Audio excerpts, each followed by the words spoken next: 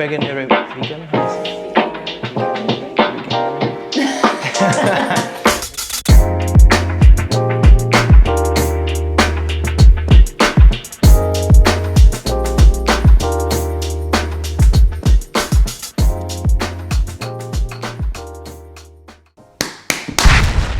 How are you doing, guys? Coach here at ComplEat.com. This is Veganuary Podcast, episode 5 now. 5? 5. I believe, yes. Yep. Yesterday we were talking about organic and conventional food. Now we're going to talk junk food and clean food. Which one is good, which one is not? Is it okay to eat junk food? Not when. If we eat junk food, then when not to eat. Diet. I'm going to talk about a little bit in junk food, if it's not vegan, junk food vegan, and which one's better, which not. Obviously, I'm a performance coach, so I like to go deep on this topic when it comes to performance, but as because it's more like general wise, I try to tone it down and just be not too specific, but just touch on a performance aspect. So you want to start, or you want to go into start? I can start by stating what I think it's kind of obvious, which is junk food is bad. Either vegan or non-vegan, right? I mean, vegan is better because you're not killing animals. Yeah. But as far as it goes in terms of health, I don't think there's much of a difference. One of the ways that you can think about it is that it's food that is filled with high contents of fat, sugar, and salt.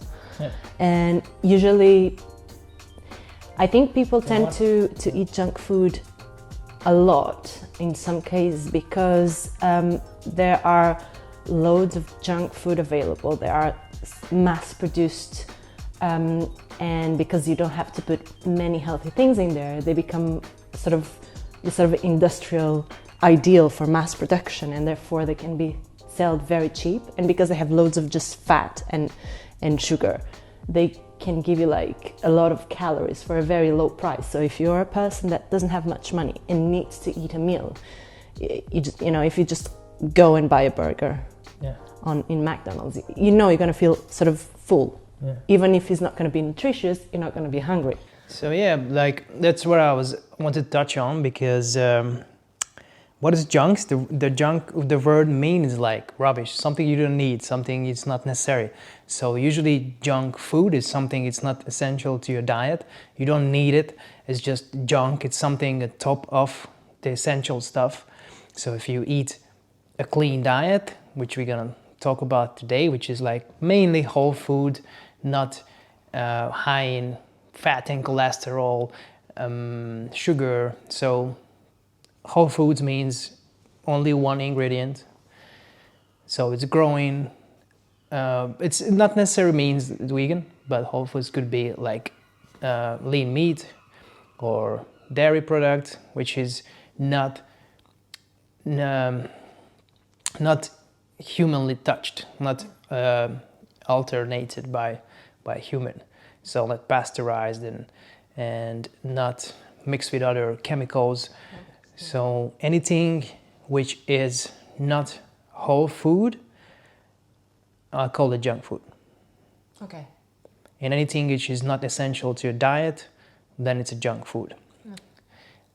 Now with that said, if you are, let's say, a power lifter or a high performing athlete, and you need to hit 5, 10, 15,000 calories a day, then the pizza and the burger, it's necessary for your diet, necessary for your performance. Yeah. So in that case, it's not a junk food, it's something you need to eat, otherwise you're not gonna be able to function as a high performing athlete. Usually it comes for like heavyweight sports. You can think about heavyweight powerlifters, sumo wrestlers, something where you need your mass, you need to be big, and it's just impossible to reach with clean food. Because why clean food is good for 99.9% of the people is because they're low in calories, they're high in nutrients, and you're never gonna get fat on this. On the other hand, if you have to get big, if you have to if you have to be fat to reach a certain weight size, then you need to eat something high in calories. And junk food it's really good in that. You get a small portion with super high in calories, and I guess it's been invented for that, for soldiers or in wars. So you get small portions. You can get a lot of calories for soldiers. I think Hitler said once, like, as long as I have beer and bread, then I'm gonna win the war. So like bread is high in calories, and it's really cheap to produce, crops.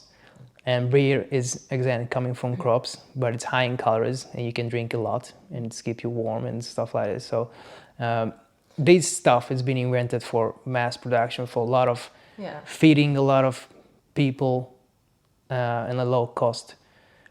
So I guess that's how it started. And then and obviously food industry had to push it to the limits.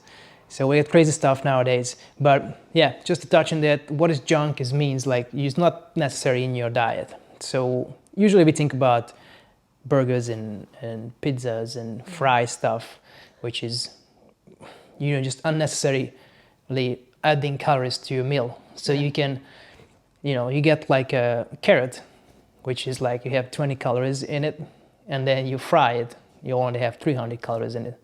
So by just adding grease and fat and breadcrumbs and oil in it, it's just unnecessary. Always, it usually tastes good because sugar and fat, what body likes. The reason why body likes those stuff because it's very it's scarcity in nature. So your body recognizes it when you eat something sweet, like a fruit, for example, which is growing in nature. So your body realizes, oh, this is sugar, this is carbs. It's good for you because it gives you energy. Yeah. And same with fat. So these kind of greasy, fatty, sugary foods, it triggers hormones in our bodies. Like, okay, this is good for us. Take it because it's good for your survival. But because we don't need survival anymore, we just put on a lot of weight because you just sit and eating excess calories. Watching movies and exactly. And then there is no fried stuff in nature. Exactly. So a sweet banana or a sweet something fruit, it's still very, very low in calorie. And there's no way you can eat like 6 oranges in a row.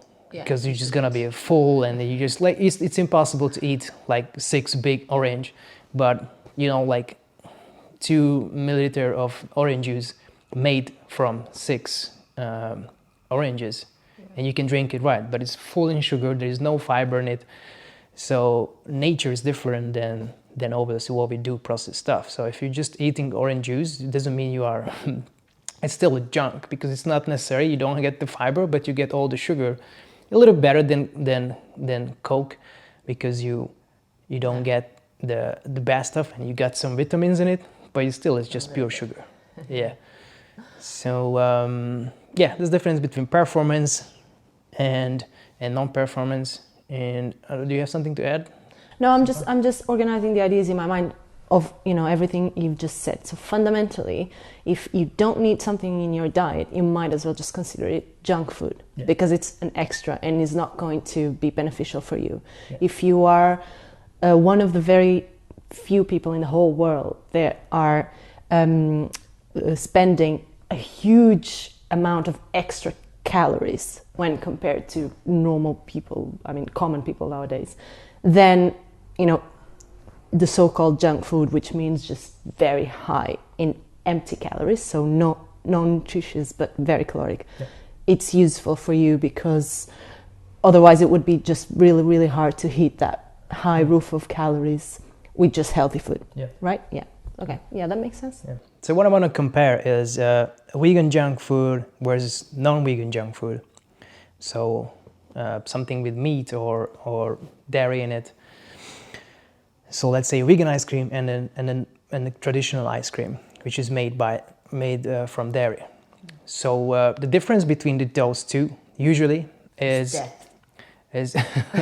Yeah, the one which is coming with the product, which is that a little bit. I would say maybe it's what is healthy. It's hard to describe, but what you don't have in vegan junk food is cholesterol and dairy, which is comes from lactose. Yeah, like if you're lactose intolerant, which is like 80% of the world, and it leads to a certain degree. Right? Yeah.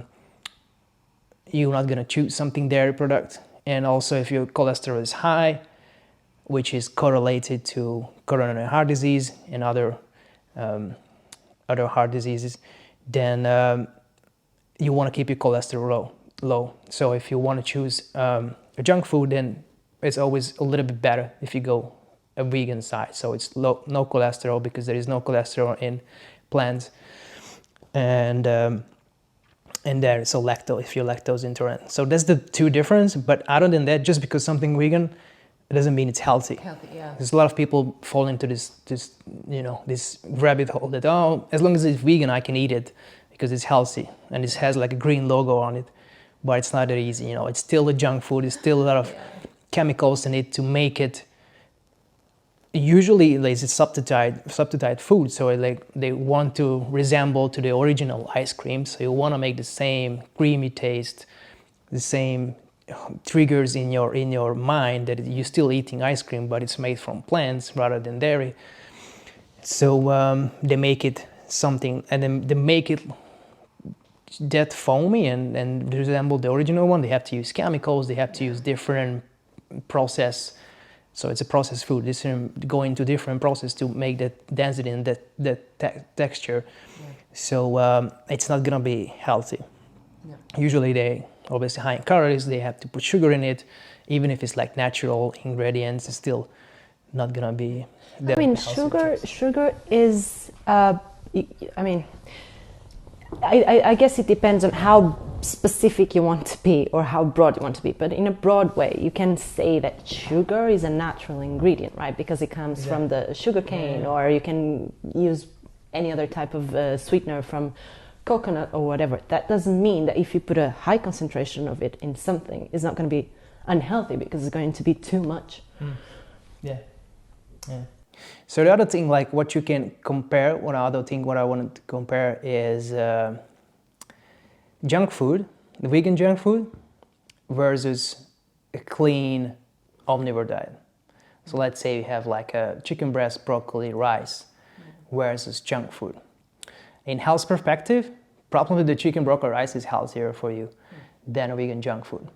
So you can eat healthier on an omnivore diet than just eating whatever on a vegan diet. Usually those people who just eat whatever, they don't get enough vitamins and minerals, they're high in sugar, they can still get diabetes.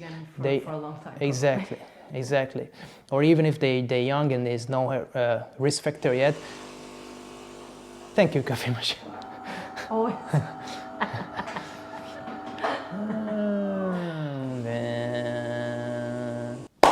So, where was I? You were saying that even if you're very young, it might not feel the impacts. Yeah, exactly. But it's going to catch up on you.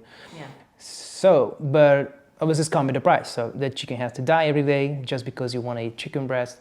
And you have better options without supporting animal suffering. So you can have beans and tofu, lentils, whatever, instead of the chicken breast. So, and usually a little bit healthier for you as well. So comparing those two, health is relevant, depends what you eat. Just because something vegan doesn't mean it's healthy. So always aim for whole foods, and the next step from there is going to be vegan whole foods. So no dairy, dairy is not healthy anyway, or eggs in either. I really don't know, but they cannot put healthy label on eggs because it's not allowed, because it's so unhealthy that they cannot say in advertising that this is healthy for you. Oh, wow. So it's the first thing is being banned. They can still pull that one off with milk because it has high calcium or whatever. But that comes from the greens that the cows eat anyway. And they inject the cow with calcium and B12. So the only reason they have this in the milk because they inject it into the animal. So you can inject it yourself by taking supplements or eating the greens by also. You don't have to drink milk. It's a false advertising. Trump style, just Yeah. anything. And what I want you to tell to your audience is like you were a big junk eater when you went vegan for a couple of years. So why don't you just talk a little bit about it? Yeah, I still have those days. Yeah, you eat way more junk food than me. Just because you're like, what I want to say, like you are skinny, you look good, but it doesn't mean you're healthy. So when you were eating junk food, your health markers was like up the roof. Yeah. And you still look skinny. So the outside, it's not just because someone is not obese, it doesn't mean you are healthy. So that's why it's good to do like blood tests here and there, so you know where your health markers are. Because as you were said, the doctor said to you have to clean up your diet. Yeah, I remember the first time that I've done blood tests, I was in my early 20s. And the doctor was looking at the test and looking at me saying, "How can you have high cholesterol, man? You're so young." I'm like, I don't know. What the hell have you been eating? Because I mean, you might also have a genetic sort of tendency to have high cholesterol, for example. But yeah, but it was funny because that was right before I started my transition to first vegetarian diet and then vegan. So funny enough, the next year I was still not eating the healthiest diet of ever, but I cut off meat, and so I was already a full-on vegetarian by that time, and then later on I turned vegan completely. But by then, just by leaving dairy, eggs and meat, which if you're not careful, you probably are consuming fatty meat at some point and stuff like that. So my cholesterol was radically lower than 1 year ago, just by changing that. And then I really noticed along the years that I was getting less and less cravings for junk food in general. So I was like a really big sweet tooth, as they say here in England. I would eat I mean, my main meals would always have several ingredients in them. For an omnivore diet, I was very healthy in my main, so lunch and dinner. But then, man, everything in between, it was terrible. I remember my colleagues making fun of me back in uni time, because every single class, every break that we had, I was eating either an ice cream, something fried, savory, or a cake, like some pastry. And they're like, how can you not be dead or really sick? And I'm like, man, I do a lot of it. I had this thing, I can eat a lot of calories, I do a lot of exercise, which was true. I was very active in terms of physical activity. Redundant, sorry. But that doesn't mean it's not unhealthy, because I was still eating a lot of empty calories. And yeah, my health markers were not very good. Now I'm completely fine. Everything is perfect, but I still eat much more than you, for example, as you were saying, like the little snacks, chocolates and the crisps and stuff like that. I not nearly as much as before. No.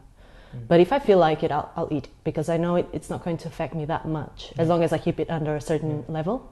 Yeah. Sometimes I even tell you to eat something crap because you just don't eat enough calories. And if you have to... Because we eat too healthy. Yeah, and then it's not just that, but when you train and you just forget to eat something, then I'll just give you a chocolate or something so you can train harder. Or something. We try to ramp up your calories or ramp up your weight, because your metabolism is so fast. You gain weight pretty hardly, so it's hard for you to bring up the weight. And it's easier to build muscle if you a little bit overeating. So your body has room to work with if you want to gain some size or muscle. So it's worse to put some body fat on in the process. Okay, and when is the good time to eat junk food? So what I usually teach to my clients, I don't like to exclude anything from their diet. I not only have vegan diets, I have clients who is omnivores, who eat meat as well, or dairy, vegetarians. So I don't usually tell them what to eat. I'll just set up their calories, and then as long as they hit calories and micronutrients, so I like to hit those vitamins and minerals. But after that, if they hit that and they still have calories to spend, then they can eat whatever they want. Usually that daily calorie intake, it's not gonna be that high, so they can eat a lot of junk food. But if for example, it's a 2,000 calorie and they reach their calorie goal, and the macronutrient goals, so minerals, vitamins, protein, with around 1,700 calories, and they have 300 calories left, then they can just fill it up with whatever they want, chocolate or ice cream or pizza or whatever. Sometimes if it's like if I know they're gonna go out or they're gonna have a big dinner or Christmas time or something, then we can save some calories from the previous day. Or around that day we're gonna skip breakfast, so you have like 700 calories to spend extra, and then they don't have to watch what they eat. So there are ways to play around it, but and if you are general like sweet stuff, then I would just include to your diet. So put that one piece of chocolate or whatever into your diet. Better if you do like a protein version, like a protein bar or something, so you can steal the good stuff, but in the same time you satisfy sweet tooth, and you're not gonna be craving for that. Because if you just exclude it and you just always craving, then or sooner or later you're gonna eat them all, and you're gonna eat more than normally. So what I just do, put the chocolate into your diet, but the rest has to be clean. If you want to eat it every day, if you want to do it, I like to do it rather just eat a little bit every day, so you're not gonna be craving, rather than just you have like a cheat day, because cheat days never works. You're always gonna overeat, and then you just ruin. It's harder not to do it again. Yeah, and they just ruin. You're gonna feel bad. It's not gonna be good, beneficial for your training. You're not getting the nutrients, and you just usually ruin the whole work you did. So if you're dieting for 5 days, or even 6 days, so you want to lose weight, let's say, and you save 200 calories every day. In 5 days, you save around 1,000 calories. But you have a cheat day on Saturday, and then you eat 2,000 calories extra. What you just saved, it's not just goes into the rubbish bin, but you add an extra 10,000. So you already ruined the next week work. So you're never gonna lose weight. And if you already saving 200 calories every day, with and including chocolate every day, then you're gonna lose weight, and at the same time you can eat chocolate every day. Yeah. So that's how I do with my clients. So that's a good way. Same with alcohol, but we talked about alcohol. And the principle is a little bit the same, isn't it? I remember hearing alcohol is junk food as well. It's an empty calorie. It has zero nutrients, but it has high in calorie. And it's addictive. It's a toxic, and it's hard. Sugar is addictive as well. Everything can be addictive. Yeah. So, it's a junk food. It's a junk calorie. You don't need that.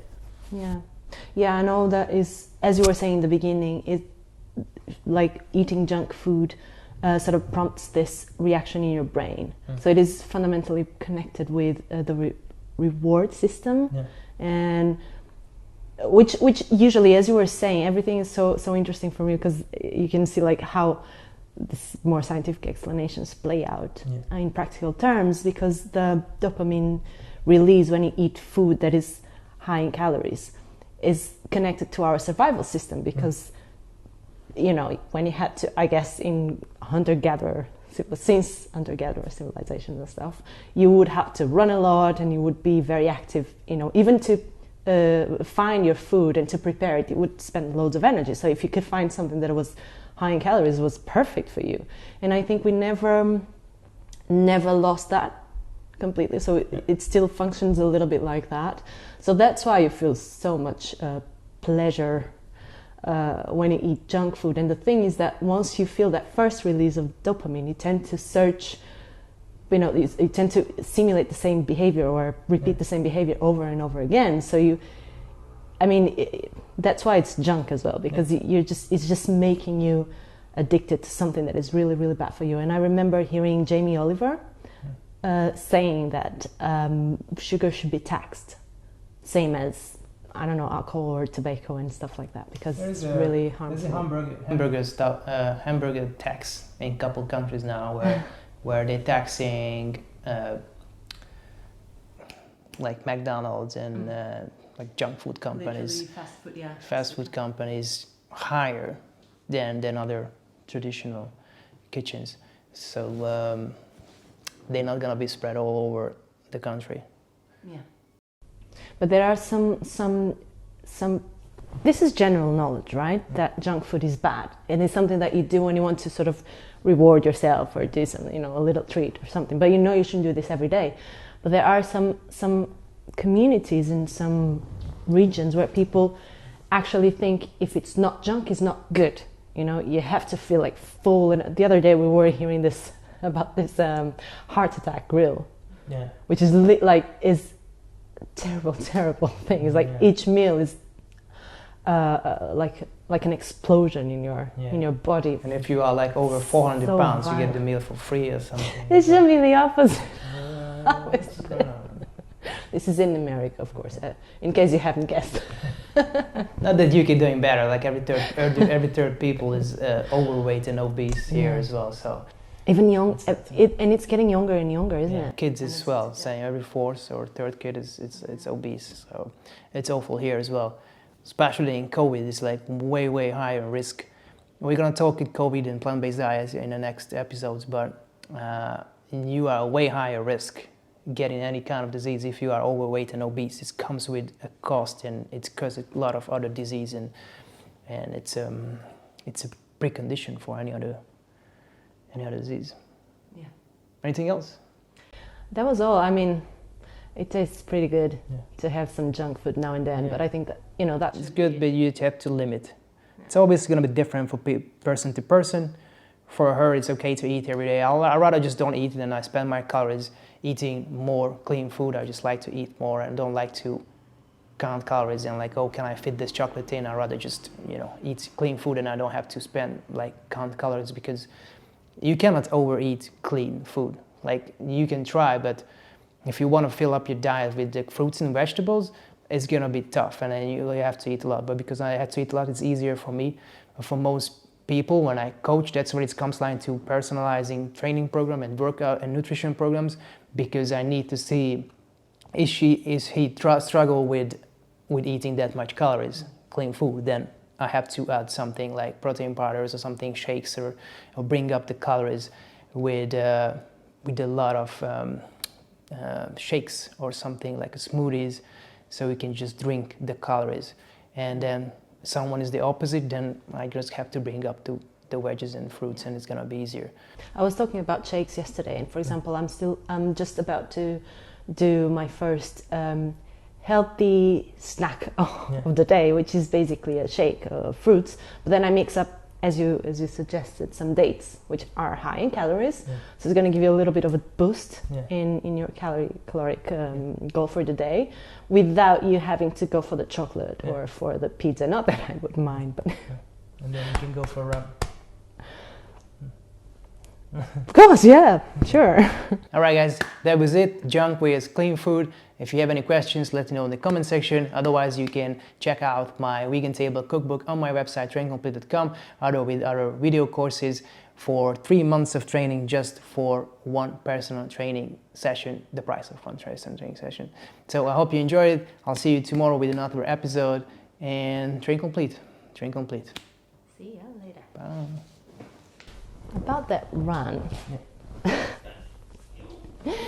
I'm not so sure. Let's see.